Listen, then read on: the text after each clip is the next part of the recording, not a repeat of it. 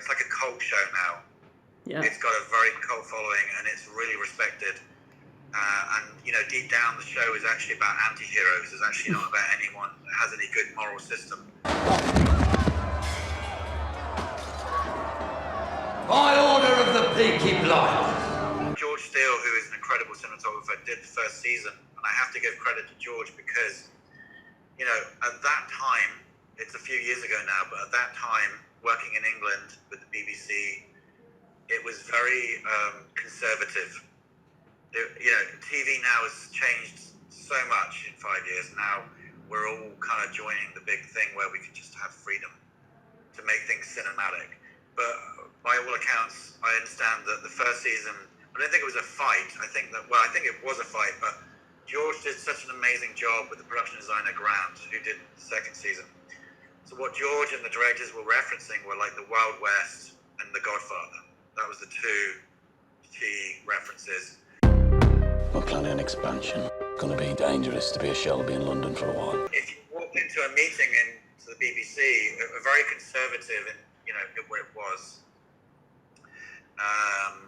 if you mentioned the Godfather, you'd probably get thrown out of the meeting, because it's just like, well, we don't go dark, we don't, you can't see their eyes and stuff.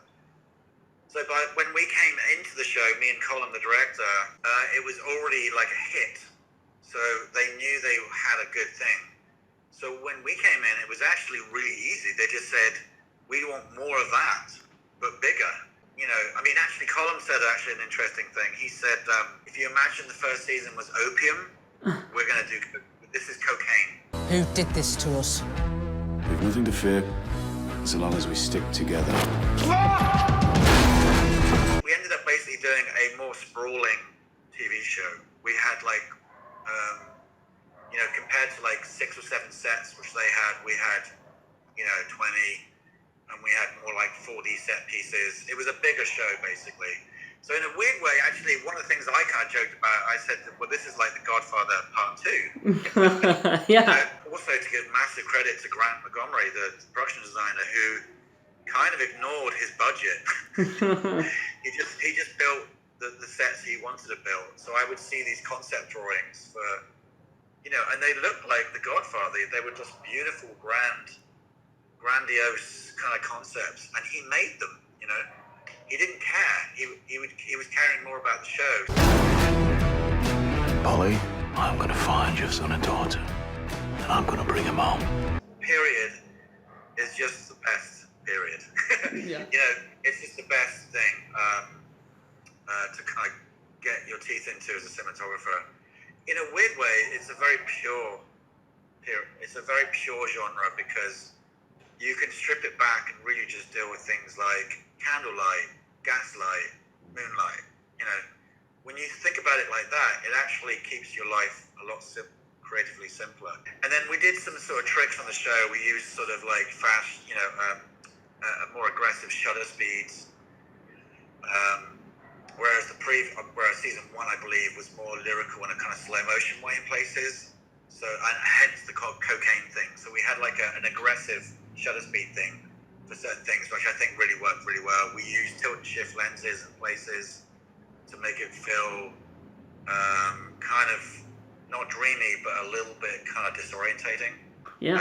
You mentioned a movie. I think it was like the third season or fourth season when it was really picking up momentum. It was really getting, every year seems to be getting a little bit more popular. And Stephen Knight, the creator and writer, who's like one of the best writers in TV.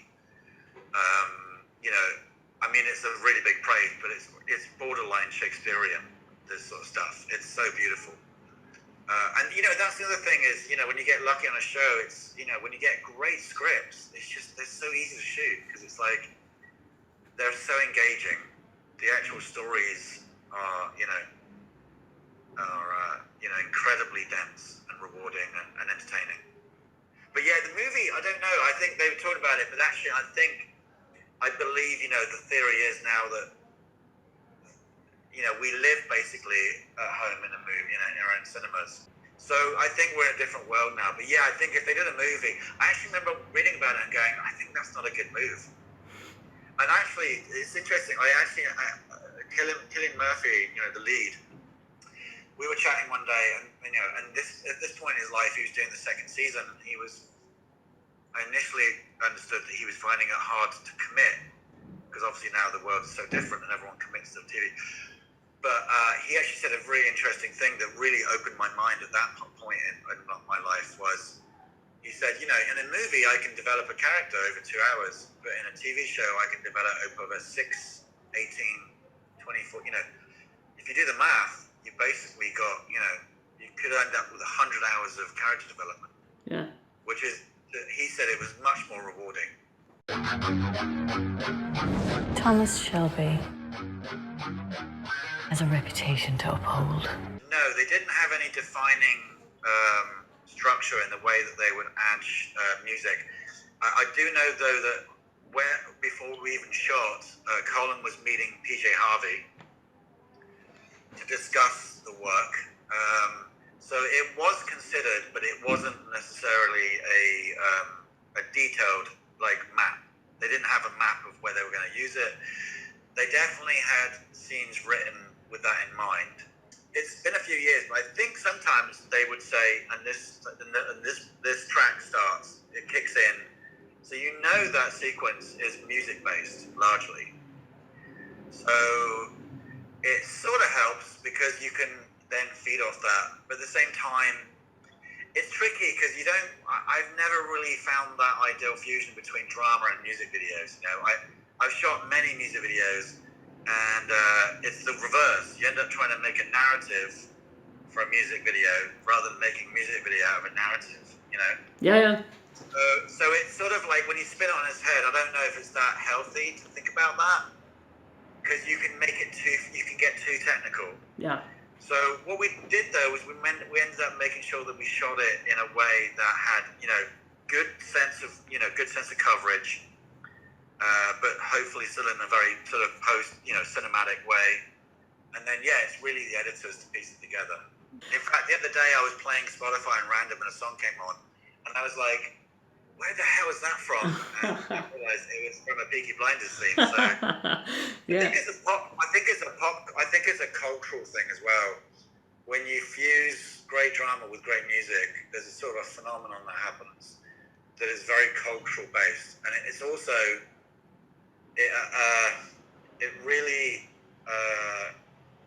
how should I put this? It's almost like playing, say, Macbeth in a classroom, okay? But you play Macbeth with some kind of trendy songs, so then the kids can understand it more, and they're being educated. If you played it like an old play, they'd be like, so in a way, I think that's why it actually drew a lot more of a younger audience as well. Yeah. Your generation, I guess, it's just...